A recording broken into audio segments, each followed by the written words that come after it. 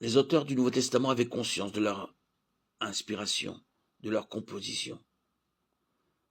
Nous voyons cela dans 1 Timothée 5,18, où il est déclaré « En effet, l'Écriture dit « Tu ne mettras pas la muselière au bœuf quand il foule le grain, et l'ouvrier mérite son salaire. » Alors que la première référence est tirée du livre de Deutéronome 25,4, la seconde vient de l'évangile de Luc 10,7. Il apparaît donc que les écrits de Luc sont considérés comme ayant une valeur d'autorité similaire à celle du Pentateuque, étant également désignés ici par le terme écriture. Il existe de bonnes raisons de penser que les auteurs du Nouveau Testament considéraient leurs écrits respectifs comme écritures sacrées, littéralement inspirées par Dieu, et utiles pour enseigner, pour convaincre, pour corriger, pour instruire dans la justice, afin que l'homme de Dieu soit formé et équipé pour toute œuvre bonne. De Timothée 3, 16, 17. Toute l'écriture est inspirée de Dieu et utile pour enseigner, pour convaincre, pour corriger, pour instruire dans la justice, afin que l'homme de Dieu soit formé et équipé pour toute œuvre bonne.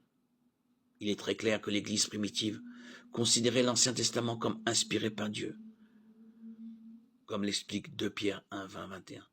Sachez avant tout qu'aucune prophétie de l'Écriture n'est une affaire d'interprétation personnelle, car ce n'est jamais par une volonté d'homme qu'une prophétie a été apportée, mais c'est poussé par le Saint-Esprit que des hommes ont parlé de la part de Dieu.